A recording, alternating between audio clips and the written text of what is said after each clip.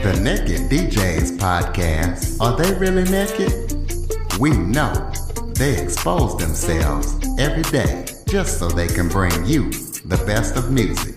They like to stick it out there for everyone to hear.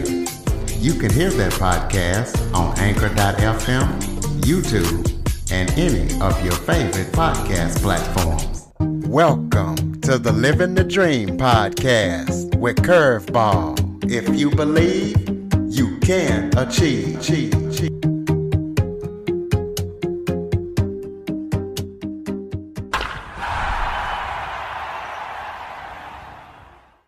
Welcome to the Living the Dream with Curveball podcast, a show where I interview guests that teach, motivate, and inspire.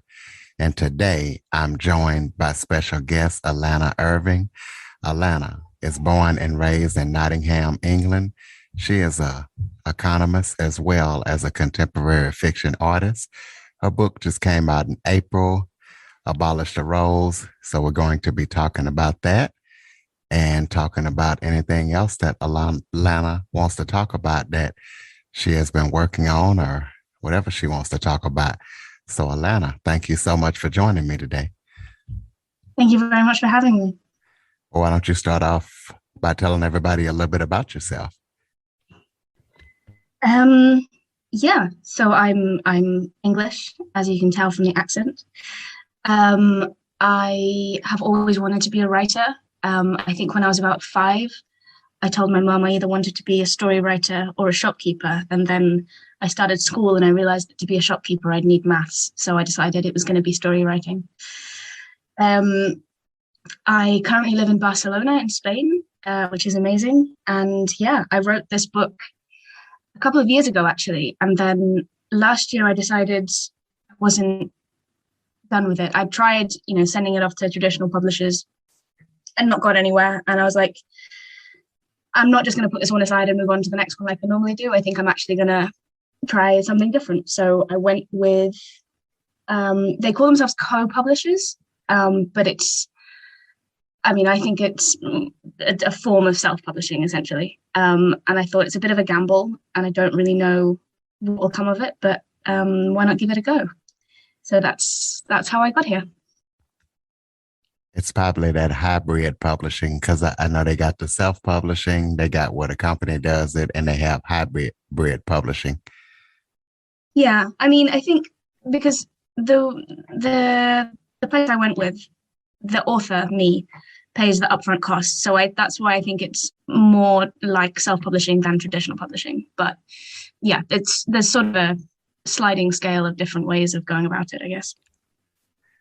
Well, you call this book contemporary / literary fiction. So tell us what exactly that means. That means I really struggle to put a genre label on it. I think there are some books, obviously, that are really obviously genre, like fantasy, sci-fi, historical, crime, romance, whatever.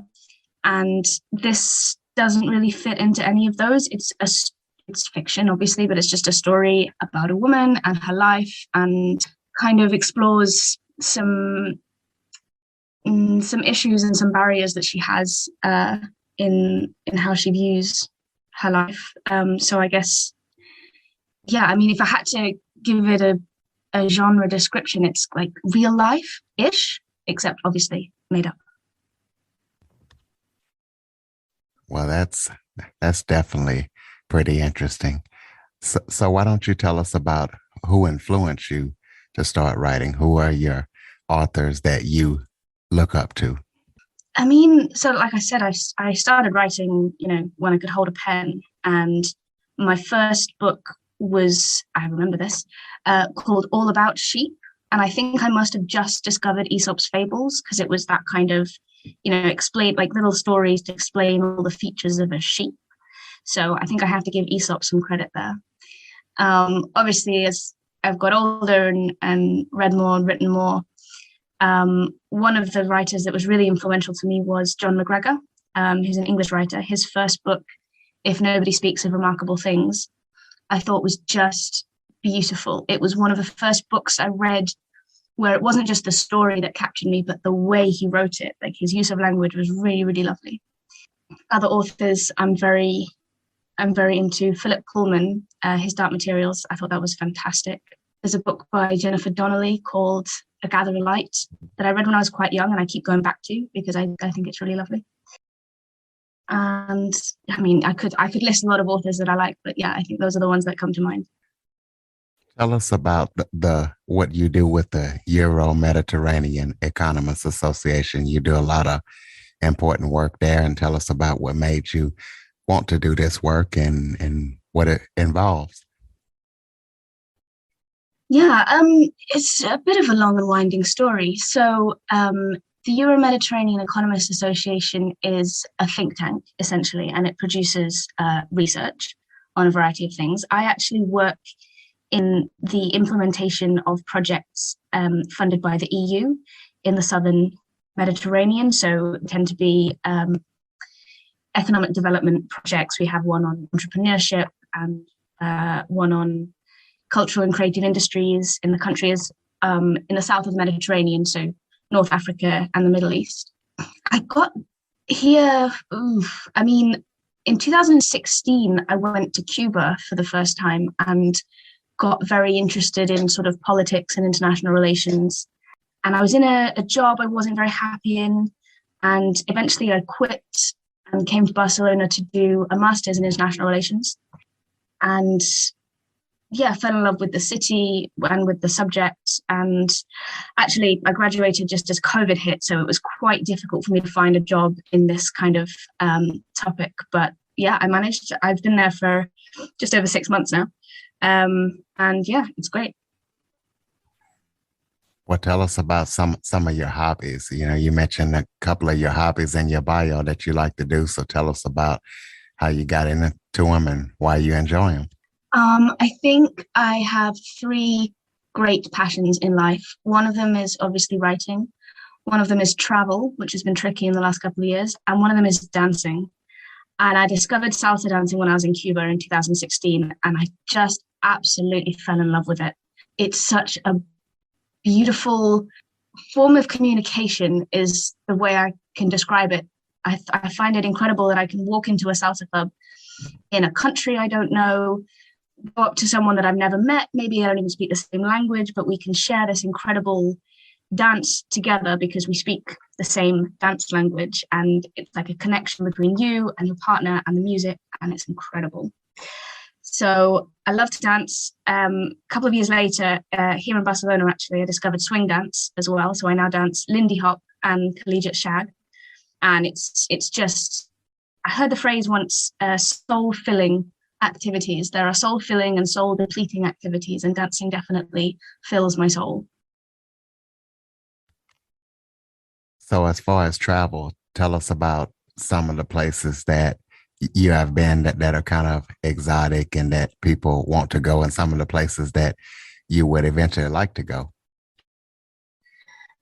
So after university, I spent almost a year in Sydney and then went traveling around Southeast Asia. So I did Malaysia, Laos, Vietnam, Cambodia, Thailand, and Myanmar.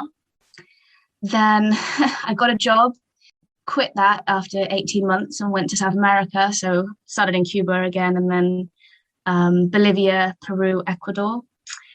Got another job, quit that again after 18 months. I seem to have a habit of doing this, and went around Indonesia for a couple of months, which was incredible.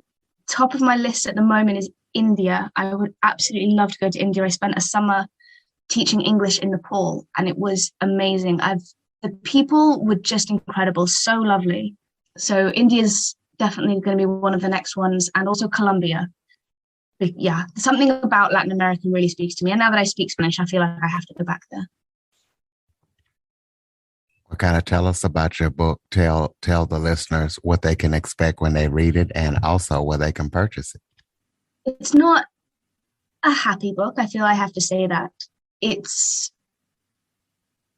started off as a bit of an experiment. I came up with this event and then started to write a story about it. And it sort of turned into an exploration of what it means to have not wasted your life? Like, what counts as a waste and what counts as not a waste, and why? And is any of that really meaningful, or do we just sort of put pressures on ourselves to achieve things that, for no reason? So it's a woman recently retired and sort of looking back on her life. So it's this 4 different time threads sort of interwoven. And I like to leave it kind of open to interpretation, whether she comes to terms with what happened, learns, to appreciate what she has had instead of what she might have missed out on. Yeah, I like books where you can take the message you need to take from it, you know what I mean? Instead of black and white, this is what it says. It's available on Amazon, paperback and Kindle. It's also available on Waterstone's website in the UK and Barnes & Noble in the US.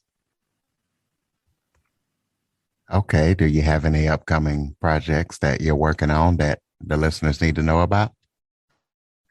I'm actually dying to get back to the next book. I've kind of been spending all my time on publishing and promoting Abolish the Rose, but I'm working on a book that's a retelling of a certain saga of Greek myth in a world where there's no gods and no magic. So it's been really fun to write. I'm about halfway through it, and it's sort of about the women in this particular family. I felt that women in Greek myth tend to do things because gods make them, because the gods are angry for some reason. And I thought, wouldn't it be great if these women could, choose what they did? And it's really fun because things like the Minotaur, how do you explain the Minotaur in a world with no magic? So I'm very keen to get back to that and hopefully finish it at some point. Well, so we can keep up with you. So when you do finish it, give out the contact information, if you have a website or social media links so we can stay connected with you. Yeah, so I'm on Instagram at Alanna Irving. That's ALANNAIRVING. Twitter at Alanna_Irving, and AlannaIrving.com is the website. All right. So you guys be sure to go check out our book. Why don't you close us out with some final thoughts? Maybe if you have any tips for any aspiring writers or just any final thoughts that you want to leave us with. My favorite piece of life advice I got from a salsa teacher in Cuba. And he was talking about, obviously, being a follower and dancing salsa, but I really think it is good advice for life. And he said, all you have to do is 2 things: relax and keep moving. And I've carried that with me ever since. And every time things seem overwhelming or impossible or whatever, just relax and keep moving. Everything will be fine. Absolutely, listeners. AlannaIrving.com. And I would like you to relax and keep moving and follow, rate, review, and share this episode to as many people as possible. Go check out that book, Abolish the Rose. And Android listeners, go to the Google Play Store and download the Living the Dream with Curveball podcast app. Alanna, thank you so much for joining me today. Thank you very much, Curtis. For more information on the Living the Dream podcast, visit www.djcurveball.com. Until next time, stay focused on living the dream.